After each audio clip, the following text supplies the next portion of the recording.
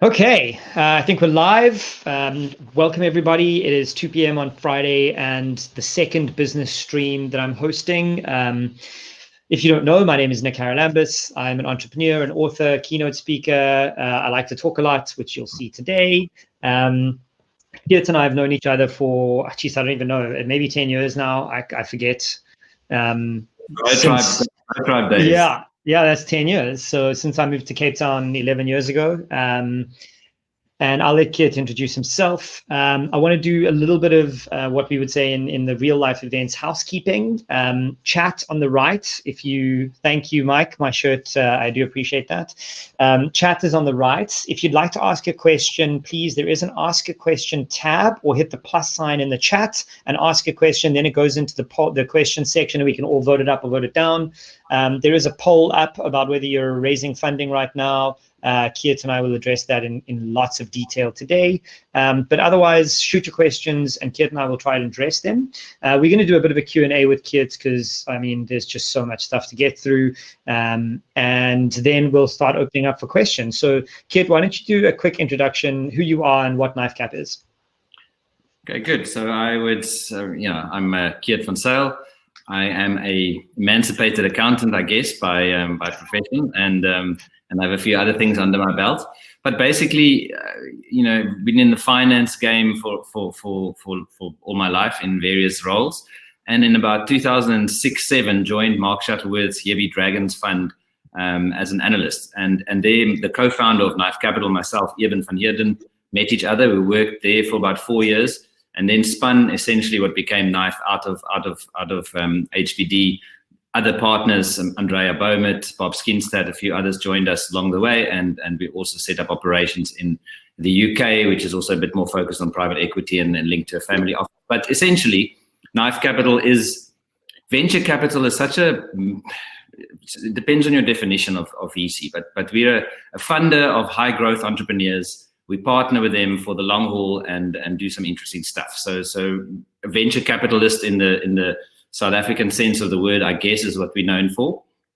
But it's much more than that, and we'll get into that just now. But yeah, partner with entrepreneurs, take minority equity stakes, help them with knowledge, networks, and funding. We understand funding is a commodity, and basically, if that's your value proposition, you are screwed as a VC. So yeah, we just do that, and we like innovation, we like adventure, like to have fun, we like to celebrate. And we need to kind of create our own reasons for that. You do. One of the favorite things about your office is the champagne bottle tops as what is it, like a representation of your deal flow and exits. Yeah, well, and also we've got like a champagne chain, so we hang all our champagne. We do celebrate every exit, every term sheet, but it's also small things like we celebrated when we got a phone line. We initially nice. And all those corks are there. There is a bit of a secret code in them, though. So if you do know which champagne we drink for which event, then you figure out which are the deals and which are the exits and which are just the celebration. Nice. Okay, so let's kick it off. How's it going in lockdown for you personally? Like, everyone's safe, family's fine, like you're surviving. Yeah, look, I mean, I think we all go through that like sort of denial, like acceptance kind of curve. I mean, we were actually supposed to fly into Milan for a family skiing holiday into the eye of the storm, and until, I mean, it's now seems bizarre, but until a few weeks before lockdown, we were like, well, we're still going type thing. I'm sure it'll be fine, and gradually had to reverse out of that. So I have two daughters, 11 and 12. And they obviously took that quite hard, but we had to cope with that. So I guess it's the least of our problems as the world we have now. So as I said, we had to also accept that a little bit. But yeah, we had our house in Cape Town, and just doing what we all do, trying to make do online education, trying to connect with entrepreneurs through online platforms. Myself, our portfolio companies have various great things and disaster things happening. So as a VC firm, we're quite busy. It doesn't affect our business so much because we have this London operation, as I said, so we're quite used to Zoom and those things. I mean, we have many meetings online. I do miss the smell of real coffee and the glint of passion in an entrepreneur's eye in a real life, though. Yeah, absolutely. It's funny enough, I was actually supposed to be in Italy too, and I was going all the way through until major lockdowns in Europe. It was a conference that I was supposed to be speaking at, and everyone was like, "No, you're not going." And I was like, "Shut up, I'm going. This is not a thing." And look at us now. Okay, so you guys obviously work with a lot of entrepreneurs. How are you working with them now, your investees? What are you doing to help them through this insane period that we're in? Yeah, so look, we had to get our heads around it fairly quickly. We had almost a little bit of an advantage because of the fact that the UK were actually about 2 weeks ahead of all of the disaster. So when we were discussing working from home as a group before it was a thing, we had portfolio companies which you had to look for at that side. So first and foremost, how we worked with them is just send out the communication saying, look, we know there's basically a storm coming. We've got your back. We invested in you guys for a reason, and your business models are solid. And we don't know the instrument yet, or is it cash flow, is it support, is it the shoulder to crown? But first and foremost, be safe, work from home. Secondly, know that we back you and we will get through this and continue to do so. And that was sort of the first thing, just to kind of get the communication out there. We speak to them every day. We have a deal lead on each of our deals. So we've either got Andrea or myself or someone else. So the deal lead is speaking to their portfolio company and keeping the communication open. And then really the benefit of having a portfolio of investments, we have also a WhatsApp group with our portfolio companies and each other. So they could then, we were just sharing information then with each other saying, hey guys, this is how you apply for the SIPSI thing, or have you seen this incentive, or this is coming out from SARS, and this is how we applied for X, and I think this is a good thing to go for. That is bullshit, don't worry about that one, etc. So a lot of communication within the portfolio companies, and from our perspective, trying to make sense of it all. But yeah, so that was sort of more the initial frenzy. When that sort of calmed down, we're looking at our businesses in a multiple of steps. It is basically saying, firstly, be safe, make sure that your employees are fine, over communicate to your stakeholders. I mean, this is the time where you can actually be forgiven for not having the money to pay an invoice or something, but just don't shut up about it. Just sort of say what you can do and then stick to that. And people might be unhappy and there's a whole value chain, but what can you do? Basically, we had, each company had to provide an action plan, a COVID action plan quite early, which we took to our investment committees and gave input on. But the main thing was that we encouraged quick action. So if there was going to be retrenchments, or there's going to be a lease renegotiation, or all of that stuff, it wasn't like, okay, let's just wait and see attitude. It's like, okay, cool, you've got the board support. If the wheels come off, we do have at least some funding to throw into the mix, and let's just go. So we did that. In the meantime, we went to our investment committee with all of these plans and said, look, this is more or less how the portfolio is looking. Interestingly, we've got 2 companies in digital online education, Snaplify and SkillUp, which is in lesson space and those type of things. Then we've got 1 company, PharmaScout, in the pharmaceutical value chain. So, Wow. luckily, Yeah. and half of the stuff is doing okay and growing, and the other half. But then we've got companies like Quicket, which, I mean, you talked about your own, eventing and speaking engagements. Quicket is a ticketing platform. If there aren't events to sell tickets to,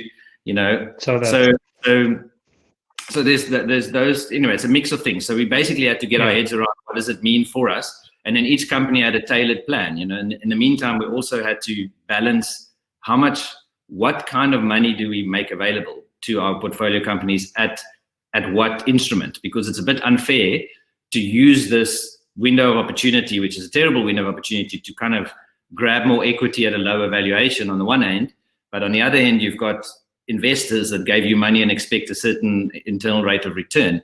So you're a business too, I suppose. You're going to say, I remember we promised you in our business plan a 30-40% IRR, but now it's kind of 25, because remember COVID wiped out a third of the stuff because we gave money to companies. So I hope you forgive us, So we had to balance that. But luckily we have and it was actually, I must just say, if I can just stop on that, it was actually flipping impossible and difficult to really get your head around what is fair and what is partnering and what is fair to your investors as a VC sitting in the middle of managing this cash.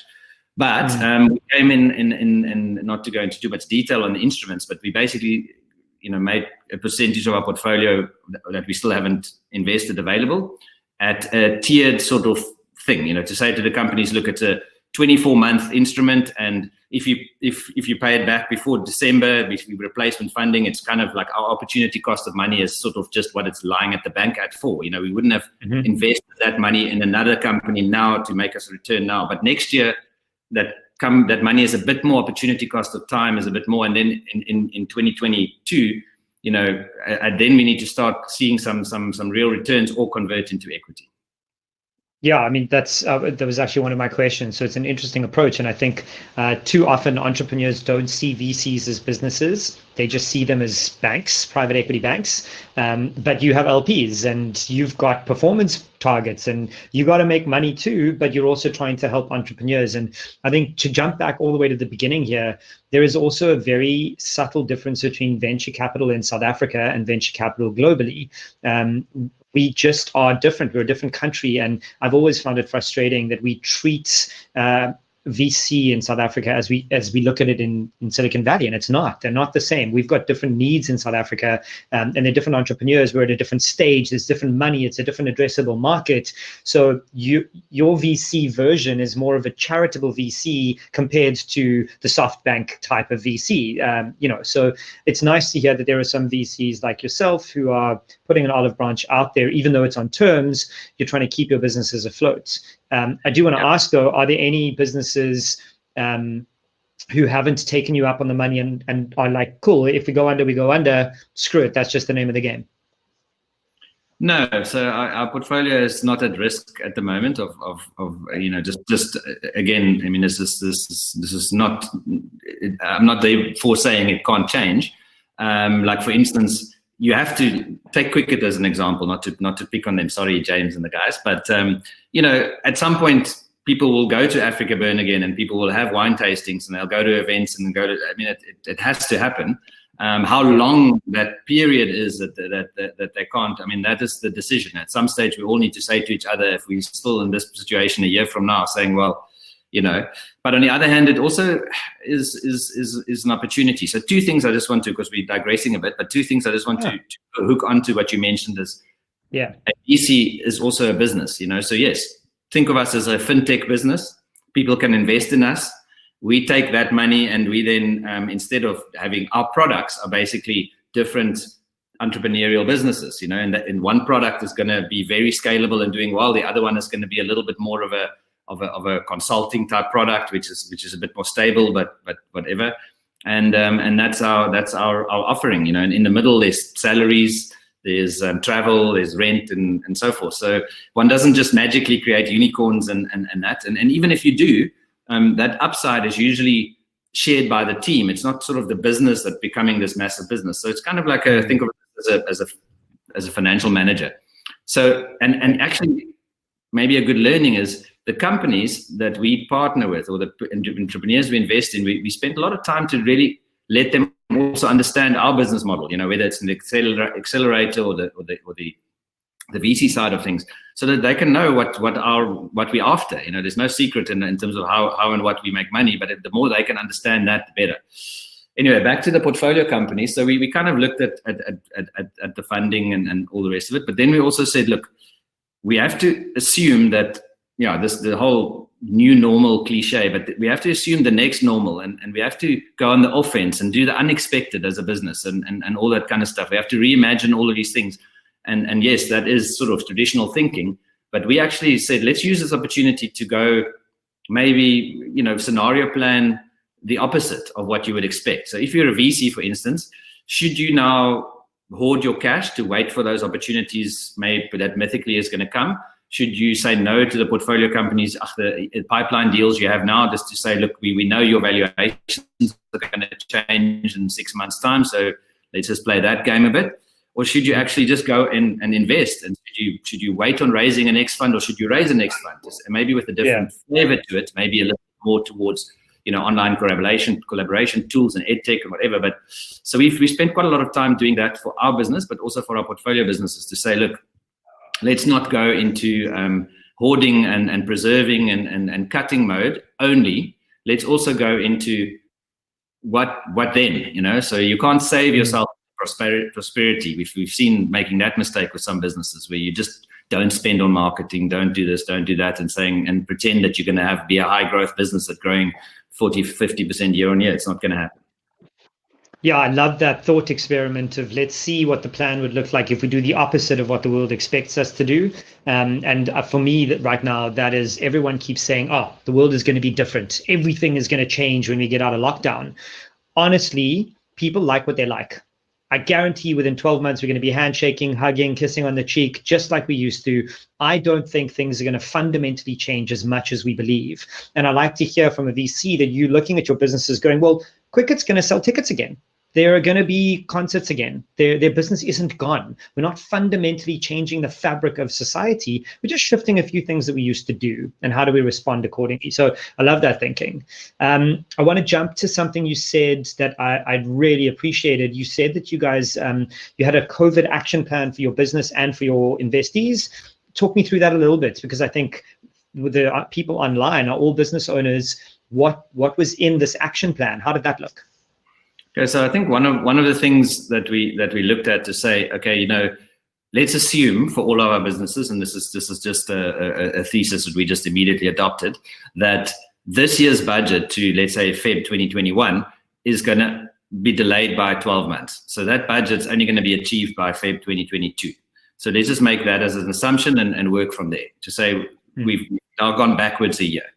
So that obviously has cash flow effects, and that even for ourselves, our budgets and all the rest of it. So now we've got this gap, because it was growing and flatlining, and then hopefully growing, So how do we make sure that we can then? So that was the first assumption, and then how do we shorten that period, or how do we make sure that we swing jump and leapfrog a little bit in that year where we now all good again? And in a business would be to say, well, how do you create a new product? How do you to cater for this thing? Not to fundamentally imagine this new world that's going to be out there, but it's going to be an increased awareness from people out there to be a little bit more wary about how to interact with each other. Maybe you can now actually test some of your workforce working from home, etc., etc. Not all of it, because people need to see each other, but maybe it's not. Maybe it is hot desking versus this elaborate offices that one had to have. But the action plans were a little bit more of that, to say let's go from grow at all costs to reasonable growth with a path to cash flow zero. Where does that go?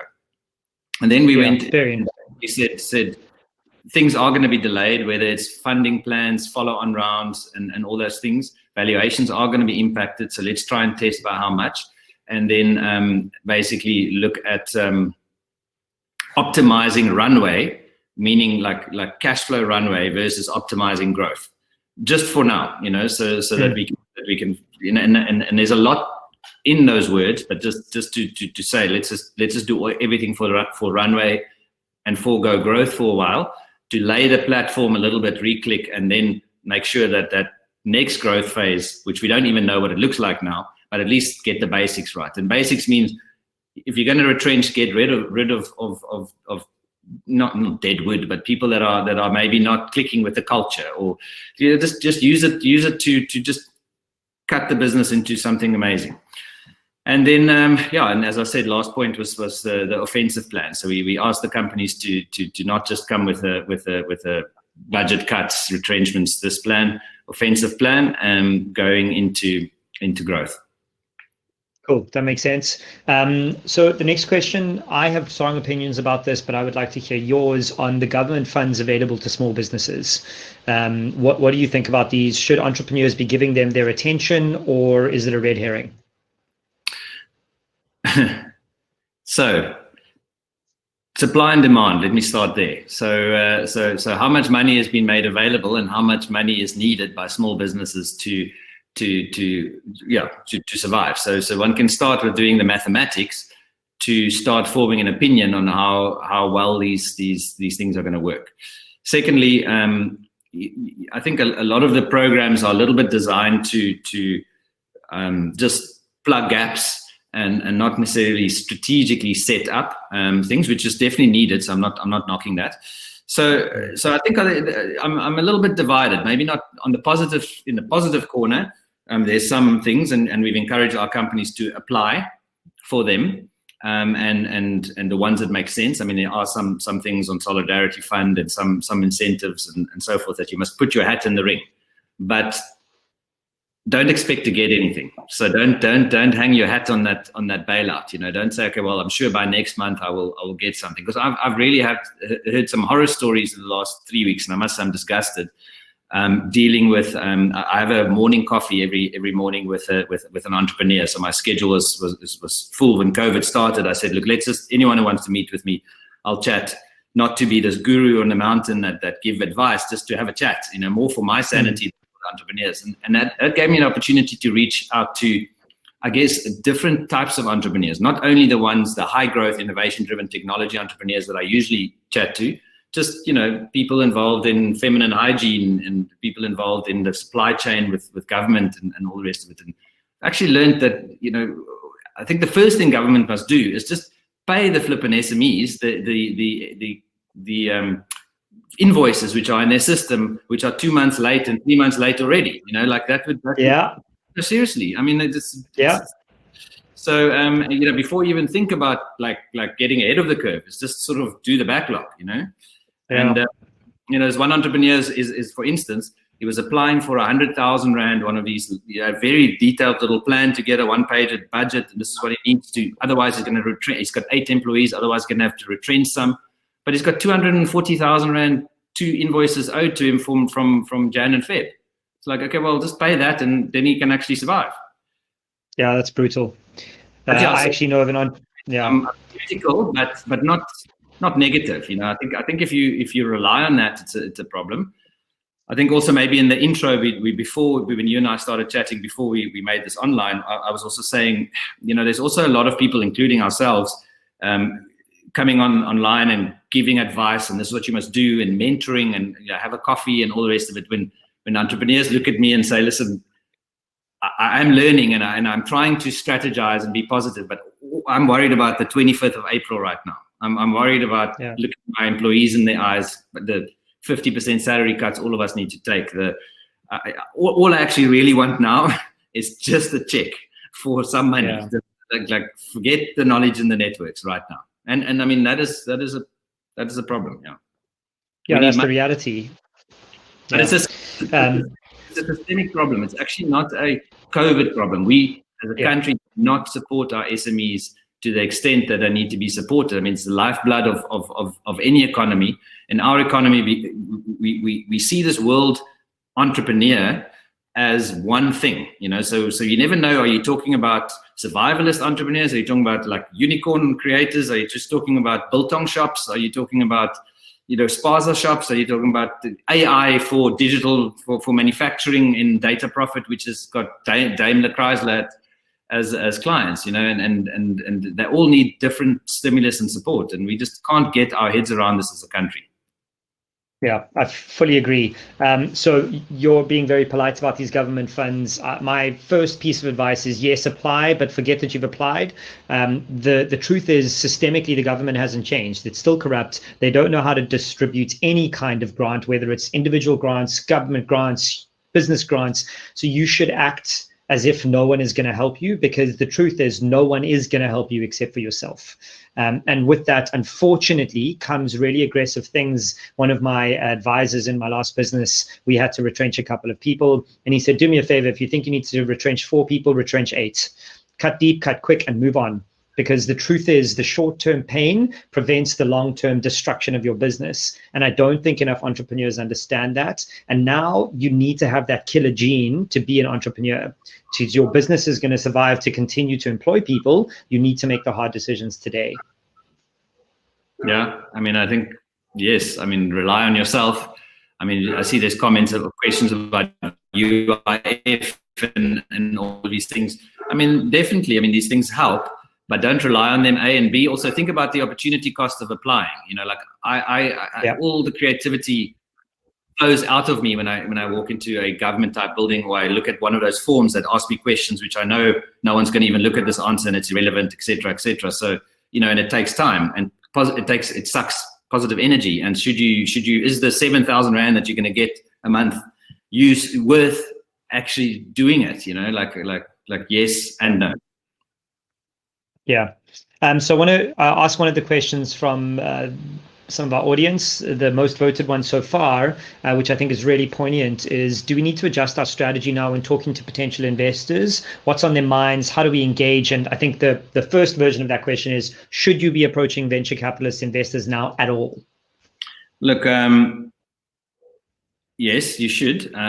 You should definitely. I mean, some businesses are on the offense and doing what they creating pipeline. But the reality is, funding will take about 3 to 6 months longer than before, because there will be a lot more questions in the due diligence process. People are more skeptical. Investors, including ourselves, if you have invested money, so let's say you've got a fund of 250 million and you've spent half of it, then that's sort of called, it's obviously money that you have invested, but the money you hold back is called dry powder. And dry powder just means you don't want to find yourself in a situation where you've invested every last cent of your portfolio, and then suddenly an opportunity comes up for one of your portfolio companies, which you need to follow on an investment, and you kind of like, you don't have dry powder. So those pools of dry powder is currently becoming bigger. Just saying, look, let's keep a little bit more in reserve because of this uncertainty out in the market. So which means there'll be less aggressive investing and more held back for current portfolio companies. I mean, case in point, Knife. It bodes well for current portfolio companies because you kind of will rather back their strategy than add more risk and diversification at the moment. But anyway, so first point, 3 to 6 months funding delay. I mean, it has dried up. I saw a CB Insights report this morning looking at it's between sort of 14 and 20% less VC activity in the US and Europe and all the rest of it quarter on quarter versus this quarter last year. So the deals have gone down globally, and that will be a trend here as well. But should you approach VCs? Yeah, I think you should. So deals will get done. People will maybe be more skeptical, but at the end of the day, my advice would be start with your current investors first and the people in your immediate circle first, so the angels and stuff that versus trying to hit up new relationships for funding right now. But at the same time, hit up new relationships, so what back to the fact that VCs are businesses too. We, as passionate as an entrepreneur is about, digital currency or money transfer or AI for manufacturing or ticketing or e-health, we are passionate about entrepreneurship. So those entrepreneurs should start establishing relationships with new VCs. Reach out instead of pitching hard for money. Rather, almost the old adage would say, sort of, if you want money, ask for advice, and if you want advice, ask for money. Rather, sort of just reach out and say, look, this is what we're up to. Do you have 1 or 2 things, or can you have a look at my one pager? Subtly, sort of, just keep them closer, so that when they are keen to unleash this opportunity again, then at least you don't have to start a new relationship. So yeah, and then valuations are going to be impacted. People are going to look at it and discount maybe a little bit more risk for uncertainty. You've now got this business plan. If you gave me a business plan in January, when I didn't have COVID on my mind, I would say, okay, cool, it's a reasonable probability that you're going to achieve that. Now you'll say there's a reasonable probability that you're going to hit that, be 10% or 20% below those figures, just because, and that obviously affects valuations and all the rest of it. We've actually interestingly gone the approach with the portfolio companies, the investee companies we're looking at the moment, to say, let's actually stick to the valuations that we had, because that could pan out unless there's fundamentally in the due diligence something that now I've lost a key customer or whatever. But let's rather look at how we apply the milestones for investment and stuff like that. And what I mean by that, a bit technical, but if we're going to invest 20 million rand in a business, you wouldn't give them 20 million rand on day one. You will maybe give them 10 and 10, just to say, yes, 10. In the business plan, we figured out, or in the diligence, we figured out you need a new marketing manager. You must have your last accounts audited, and you need to have a intellectual property assignment agreement with your key staff, whatever, just to use an example. And then you get the other 10. To now sort of rather bring it into, say, okay, let's just do 5 and 5 and 10, so let's just kind of, so that we can almost pivot or tweak or carrot and stick earlier on once we see how this pans out, but do the deals on the same basis, because that gives us a little bit of, so those are some of the things, just and then optimize for runway versus valuation again. So look at runway, and what I mean by that is end of last year, beginning of this year, maybe, is in South Africa, the VC environment is a little bit not overheating. I mean, we need plenty more money, but the 12J funds are getting funding in. There's more angels than before, and all the rest of it. And people are getting a little bit too, this is working. There's unrealized returns and valuations, and I mean, we see business plans getting funded, and we kind of like, geez, I can't believe that deal got done at that valuation, because maybe we didn't see the same Excel spreadsheet as what those people saw. So I think reality will come back to normality, which is not that great for the entrepreneur, because they now have to sing for their supper a little bit more on justifying value. But I think just age old thing. No, don't just use funding as a value proposition.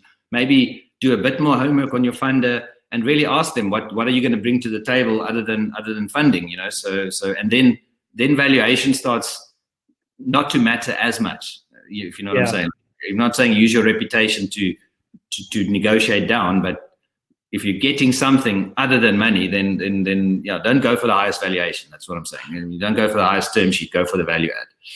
Yeah, I mean, there's so much to unpack there. The first thing is you answered quite successfully a question that Richard asked about how one should approach VCs and build a relationship. I just want to add on to that. Keet and I have actually never done business together. I have had a relationship with him, a friendship with him for 10 years now. That's how you build relationships. You add value. You don't ask a VC immediately, hey, I got a business plan, can I have some money? The truth is, the hidden secret that most VCs won't tell you, that backed entrepreneurs will tell you, is that VCs take warm intros before they take cold intros. That's how it works. If someone refers you to a VC, they are going to jump on that deal because they trust the referral. So slowly build these relationships over time. Don't go to a networking event. Hit up a VC at the networking event over a glass of wine at your first meeting and ask him for R1 million. They're going to laugh at you. So these are very slow relationships that you build. You don't raise money off a business plan. It doesn't work that way. I've personally never, Keet, I don't know about you, but that's how I see the world.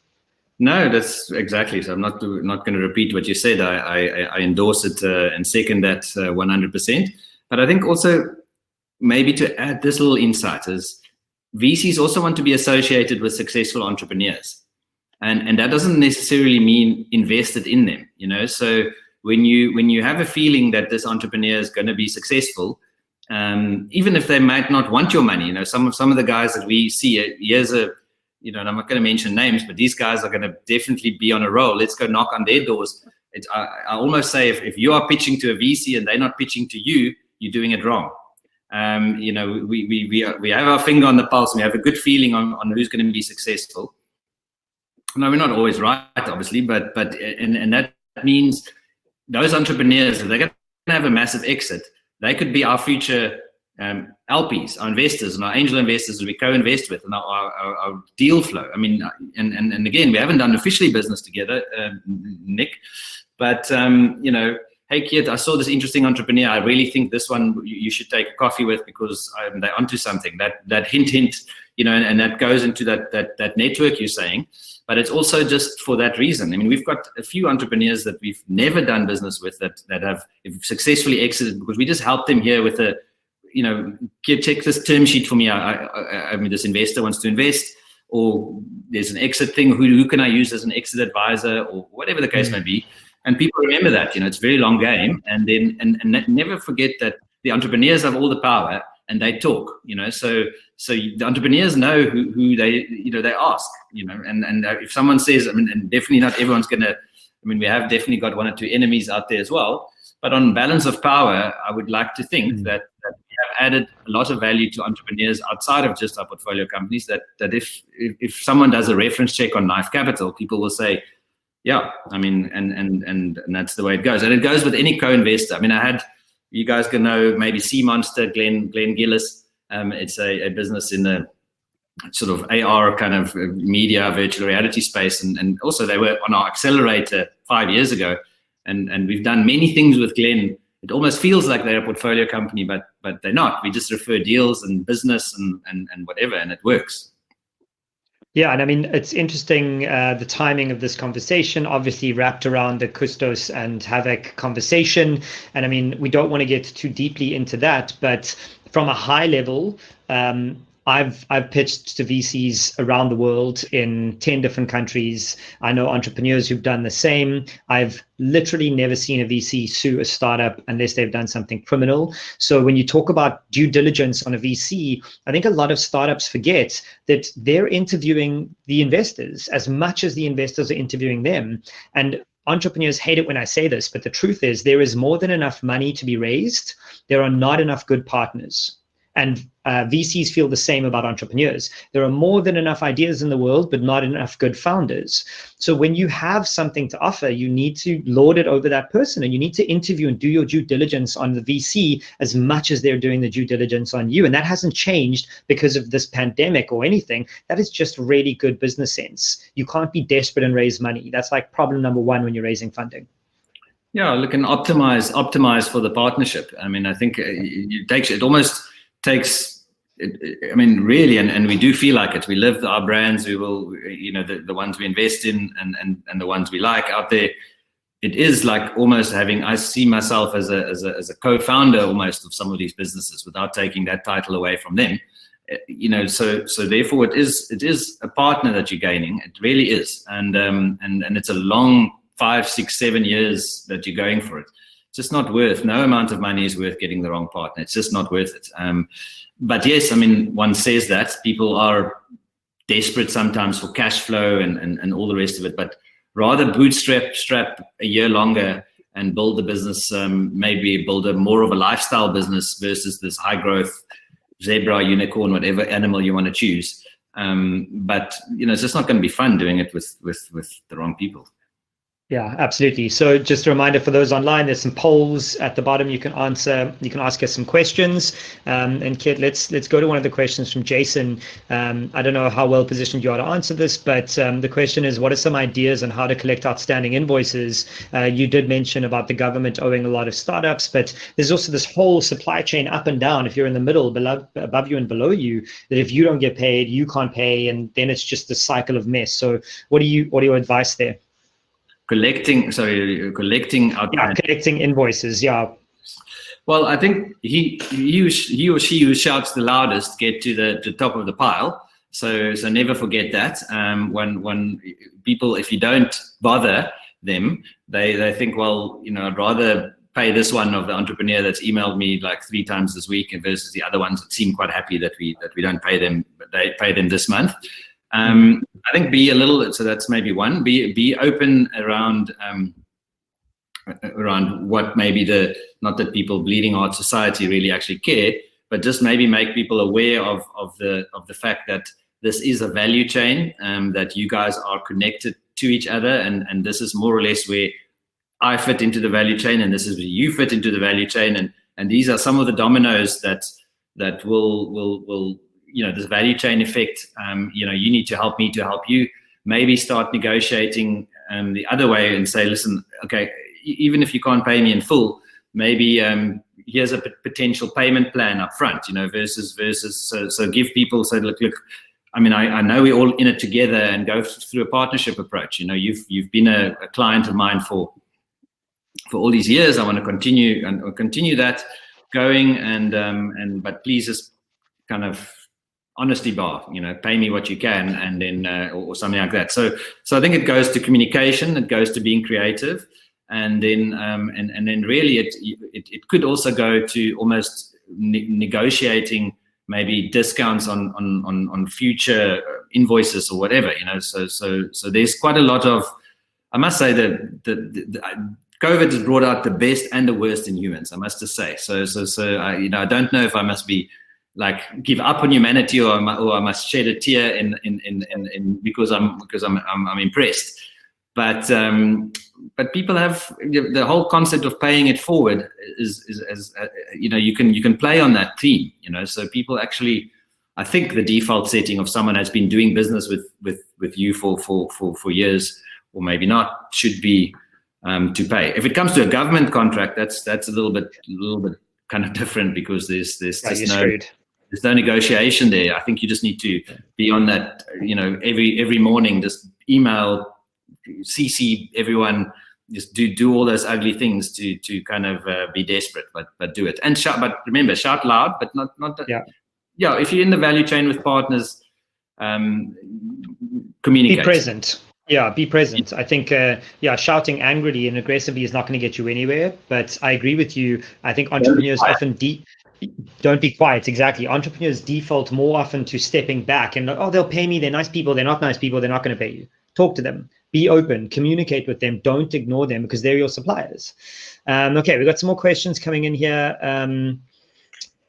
This one, I think, is for both of us. What do you think about people starting new things in the middle of this insanity? Like starting new ventures in the midst of a pandemic? Crazy? It's the best time to start new ventures. I can't now rattle off the companies, but there is an infographic doing the rounds on social media of the companies that have started in 2008, 9, and 10 in the middle of the 2008 crash, and basically it's an impressive list of all of these companies we're using. Like, if I'm not mistaken, Uber, those type of businesses, Airbnb, WhatsApp. And those companies will start now. So there's nothing quite like a rattle your cage to, and I think that has also given all of us a little bit of time to think, and also just to think about what is important to you in life. And I know it's something, Nic, that you spend a lot of time on deeply. Is it commerce at all costs? Is it, what is it philosophy? Is it just being a good human and paying it forward? So whatever that, but all of those things, while you're doing those musings, you might come up with some really, really good ideas, and then start executing them. So my opinion not to use too many cliches today, but adversity is the mother of invention, and this is adversity, and shit will get invented. So this is the best time. 100%. So now I have kind of seen a lot of reading, and I've been speaking a lot about the recovery curve and when we should be planning for things to normalize. And I think it's something that a lot of business owners and entrepreneurs are fundamentally misunderstanding, that lockdown is going to end and everything's going to come back together, when actually there is this slow recovery curve, and we need to kind of be guessing and predicting when we're going to get back to 100%. I want you to be honest with us and talk about when you think we're going to be recovered, because I think you and I share the same opinions here. Yeah, look, I think it's going to leave a sort of permanent COVID-shaped hole in the universe. The recovery, as I said earlier, we've sort of made an assumption that it's going to take 12 months. It takes us all 12 months back with our business plans, at least. But that doesn't really factor in the opportunity cost of inertia, of people sort of your whole supply chain now being a little bit more spooked. So they've had to retrench people. They need to kind of lick their wounds, need to figure out what their next normal is. So spending habits are going to change. Suddenly you are more enlightened to what's important. Maybe I shouldn't buy a new car. Maybe I should just drive my car for the next 10 years, and rather spend my time. So yeah, without being too, I don't know. I can't really. I think there's too many experts on COVID that have no clue. So I'll first have to admit I'm Keet and I have no clue. But what I do have a clue on is the macro effect of spending habits, and getting those clients, your target market, to part with cash, because that's what it's all about, just to digress slightly, but it is about consumer adoption, is about getting your software as a service business and getting that next lead and all the rest of it. I think the sales cycle is going to be longer in B2B.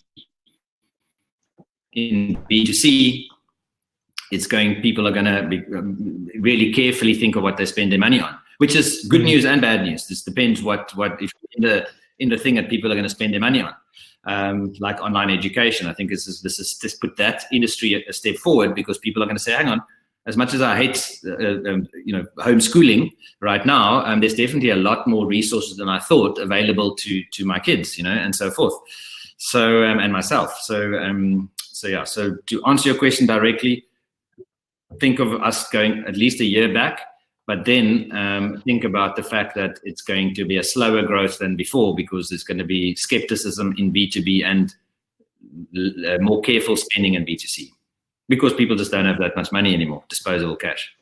Yeah, agreed. It's like you and Mike Hubert are in each other's heads. His reply in the chat was start with macroeconomic indicators. So yeah, bang on, Mike. Okay, lots of questions coming in. I'll go from the most popular. Some of them are more broad.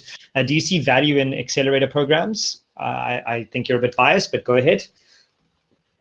So what's the question? Do I see value? Yeah, in accelerator programs. Actually, my answer might surprise you.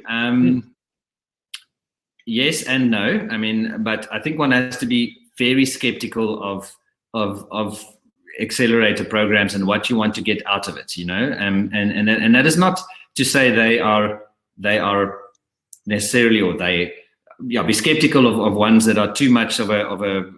What is in it for them? Ask them that question directly. People are not just doing accelerator programs necessarily for their free will. Accelerator program is a Trojan horse for something, and what is that something? What is the KPI that team is trying to get to? Is it deal flow, kind of knife? Is it something else? We just, maybe not everyone knows, we've got an accelerator program. I don't like that word, but let's say an entrepreneurship development program called Grindstone, which for us leads to many things actually, and there's some hidden things that I didn't even think it was going to lead to, and it did. But which basically is we've partnered with entrepreneurs that then exit and become investors in our funds and stuff. And I never really thought of my accelerator entrepreneurs as being my bosses, sooner than 2-3 years, because they basically made money. And that's great, because who better to invest in than people that helped you kind of get there indirectly or directly.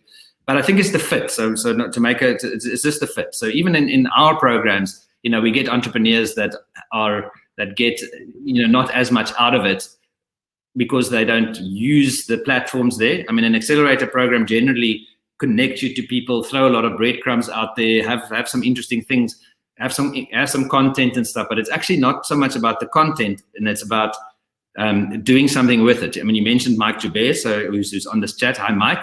So a guy like Mike, he's been involved very close to entrepreneurs. He mentors many and coaches more, and he's an angel investor and all the rest of it. But he's associated with more than one program. If one asks him particularly, he gives more than, I mean, I don't know where he gets all the time in the world, but you put a guy like that who's a marketing guru of note in front of entrepreneurs, and then 30% of them, like when he says, listen, here's my email address, ping me, I'll come have a coffee with you. And then you would think he'll be oversubscribed, and then some people just don't take advantage of opportunity. So I'm answering your questions twofold. It's what do you want out of it, and you must work it as an entrepreneur. And the other thing, what does the accelerator want out of it? And some are just not a good fit. There's too late stage for the business, too early stage. Some are very good at seed, MVP. Others are very good at growth and acceleration. So it's the fit that's wrong, and the hidden agenda that's not understood. Okay, that makes sense. A little bit more of a light-hearted question, this one from Robin. What is your favorite book, and what are you reading right now? My favorite book actually is a book called Broken Monsters by where's Lauren Lucas? Just because I've met her once or twice, and I think she's very quirky and amazing South African writer. I actually don't like to, when I read, I don't like to read too much. I like to read proper fiction, so Neil Gaiman, Neverwhere is one of my other favorite books, and those type of things. So that is sort of my favorite. what I'm reading right now is I'm actually in between books. So any good suggestions, please, in that genre, in the fiction genre. I just finished so many with a Crawdads thing, which was a yeah. little bit not usually what I would read, but it was amazing.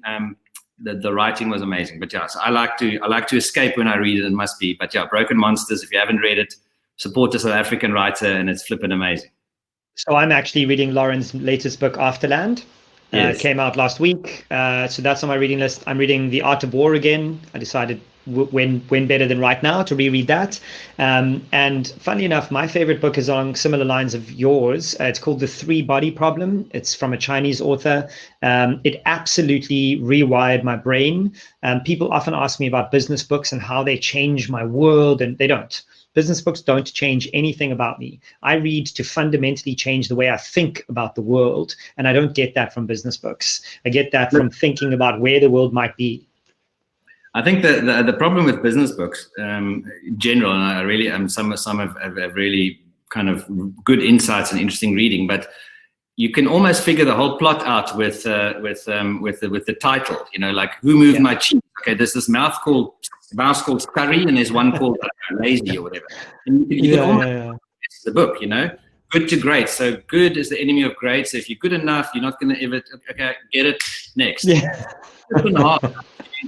And usually the intro is the plot, and then there's example and another example. Okay, and then there's okay. So then the hockey team does this, and then the Canadian thing does this, and then that does that. It's like, okay, I flip and get it. I'm not stupid, you know. Yes, agreed. Okay, so some more questions here. I like this question because I've got views on it from a founder perspective. What do you and KnifeCap expect from founders in terms of updates? What's your ideal cadence, and what do you want to see in a good update? And I think I'd like to just hone that in on now. Has it changed now, and do you expect it to change going forward? Yeah, it has changed now. So what we do like is so what we do like is we've got a one-page dashboard that we design with the companies when we invest in them. And very simply, if you can imagine now, one page at the top, there's sort of actual and budget for the month, and there's year to date and expected where you think the year is going to end. And then in underneath that, there's some pretty graphs of key metrics for that business, whether it's number of tickets sold, or number of users, or defect rates, or whatever it is. So just so one can see actual budget, and below that is pipeline. Below that is significant events.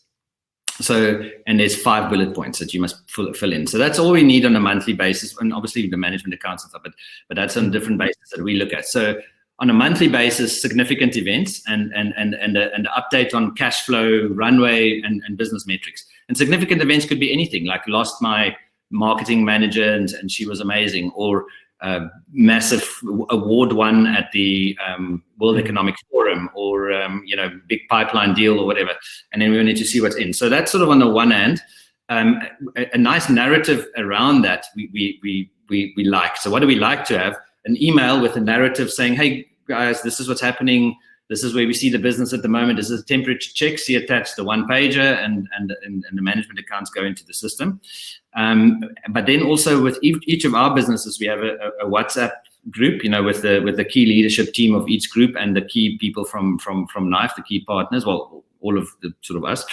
And if there is something amazing, we want to have it on the trot, or something terrible, so basically, so that's quite cool. And we have constant updates on maybe sometimes more than once a day, just to say, see interesting article, the way, if we need to tweet something on Snaplify because they're giving away free ebooks, we want Wesley to, as he did, listen guys, check, this is what we're rolling out tomorrow, or something bad happened, guys, my financial director just resigned an hour ago. I'm still processing it, but just not because we want to be all there, but it gives us almost a front row seat and takes us on the journey with the entrepreneurs, ups and downs. So yeah, so that's a combination of that, and then all the normal boring reporting, audits, and the rest of it. But it's more that we do go to their offices once a month. Sorry, just to add that. So we have a meeting with them in their offices, so that we can also sort of do a temperature check on culture, meet middle management, say hi to the receptionists. It's not always the entrepreneurs to so we like spending time in their offices. Yeah. But that's more of a coffee update, and yes, we do a business update. Yeah, that makes sense. Paul Graham, who I love, I follow him a lot. I talk about him a lot. When I was a young founder, heard him or saw him tweet that they only get worried about founders when they stop hearing from them. You can over communicate with your VCs all the time, but when you stop communicating, everyone knows there's a problem. So more is better than less. So Keet, I think I've kept you for long enough. In closing, what would you want to leave with business owners and founders today? Like, what would you want to say to anyone watching now? Well, I think as maybe with something you alluded to when you started, when you sort of said that, think of a funder as a business too, and really think of that. I mean, the entrepreneurs are the key part of our value chain. We are a business too. That's not. We also worried we don't have the answers. We're also taking flipping salary cuts and do those type of things in the group. We kind of looking at how do these things affect it all. So I think be a little bit more, not just especially in these times, but don't. People often say, like, how do I get hold of you guys? And it's almost, and especially South African VCs maybe versus others, maybe just because we haven't quite achieved the greatness that the Sequoias and stuff have done. But even Roelof Botha and those guys, I mean, they're all also accessible humans, So these are just people trying to run a business, trying to make money, and it's a great business to have, because you flip and get inspired every week by some entrepreneur that's just amazing. So it's a hell of a positive energy. I think the other thing I want to leave with is just to say in that vein, there is a lot of positive coming out of this, so the way that people are responding, the leadership initiatives, the communication, the human elements, and all the rest of it. So yeah, I think that's on the one end, and yeah, we're all in it together. We understand the blood. I really feel for entrepreneurs. My heart breaks every time I kind of have a conversation about cash flow and worry and all the rest of it. But it is a shakeout phase, and unfortunately, the 80-20 rule is true. If you're not in the 20% of awesomeness of entrepreneurs, and if you're not 80% of the entrepreneurs in that industry, there's going to be a shakeout, and some of those won't make it. The good ones will make it. So somehow that's why you're an entrepreneur. Yeah, absolutely. Keet, as always, it's such a pleasure talking to you. Good luck with your investees, with your business, and stay safe. Talk to you soon. Yeah, thanks for the interview. Guys, thank you so much. This will go onto YouTube. We'll share it later if you want to watch it again. Reach out to Keet. I'm sure if you've got a business idea, you can mail him, tweet him. And same for me, just reach out, let's chat. And I will be hosting another one of these next week with Mike Sharman, talking about brandalism and the curious cult that I'm building. Have a good weekend, everybody. Cheers, man. Ciao, ciao.